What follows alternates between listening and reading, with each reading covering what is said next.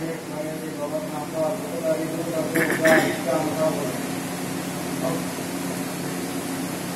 पहिला धर्म आहे परमात्मा आहे। महान सेवा योगिनी अशा एका परमेश्वराचे जो मानवाचे संपूर्ण प्रकारचे दुःख दूर करून देते अशा परमेश्वराचे शोध घेण्याचे कार्य हाती घेतले। तेव्हा एका परमेश्वराने आकाशाने दर्शन केले आणि म्हणाले की तुझं आहे तुझं पापी बळी तू भुलासी। या म्हणीप्रमाणे मानव तुमचे कहा लेकर आहे मग तुमचे पेटे पाहू निष्फळ तू जाणार तेव्हा शरीर मुक्त हो जायला।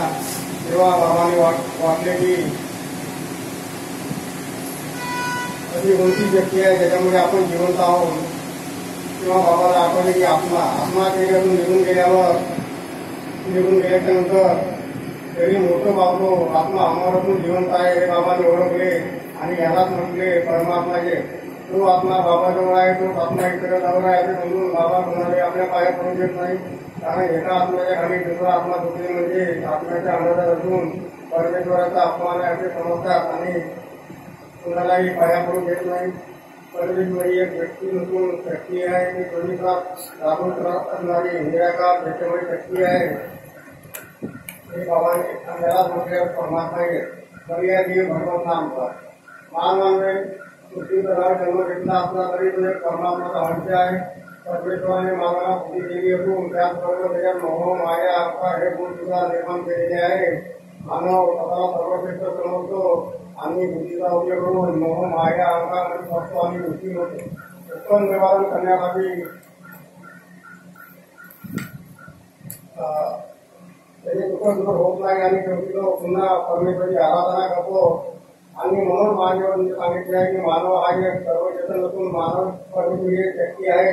मानव हा एक कर्मकर्ता आहे। कर्म करणे हे माणसाचे कार्य आहे परंतु फळाची आशा ठेवू नये।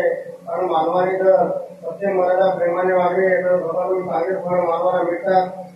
अनेकदा त्याच्या आत्म्याला शांती मिळतो। लक्ष्य केवढी भोगेच्या ठिकाणी त्याचा आत्मा फिरत राहतो। म्हणून मानवाने भगवंताला प्रिय असणारे कार्य केले पाहिजे। सत्य मर्यादा प्रेमाने वागले पाहिजे। या प्रक्रिया होण्याची भगवत प्राप्त दुसरा तत्व आहे लोकधारी कुटुंब ठेव पूजा। मानवाने मोह माया अहंकार नष्ट केला पाहिजे। सत्य बोलला पाहिजे। मर्यादा कायम ठेवली पाहिजे। प्रेमाने वागले पाहिजे। असा मानव परमेश्वरात प्रिय असतो। प्राकृतिक वातावरणामध्ये जेव्हा त्याला दुःख येतात आणि अडचणी येतात अशा वेळी त्याने परमेश्वराला समोर ठेवून कार्य केले तर त्याचे दुःख दूर होतात। त्याच्या हरी अडचणी सहजरित्या नष्ट होतात आणि अशाप्रमाणे परमेश्वराचे दुःख दूर करून त्याच्या जीवनाचा उद्धार होतो। उद्धार होणे म्हणजे त्यांना पुनर्जन्म मिळतो। त्याच्या आत्म्याला शांती मिळतो। चौथा तत्व आहे इच्छा अनुसार म्हणजे मानव जेव्हा जन्माला येतो तेव्हा संपूर्ण औषध घालवण्याकरिता त्याला बऱ्याचशा गोष्टींची आवश्यकता असतो। तो आपले जीवन सुखी समाधानी कसे होईल याकडे त्याचे लक्ष असते। अशा वेळी त्याने परमेश्वर समोर पाहिजे असलेली वस्तूची इच्छा केली तर त्याला इच्छेनुसार भोजन मिळतो।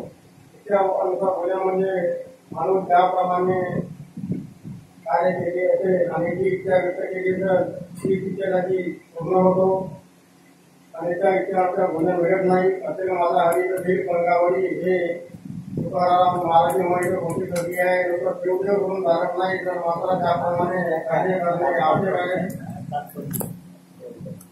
तसे आता उद्या माधव मंदिर बांधकामाला 8 वाजता मीटिंग ठरवली आहे। आमचे कार्यकर्ते नाटक होणार आणि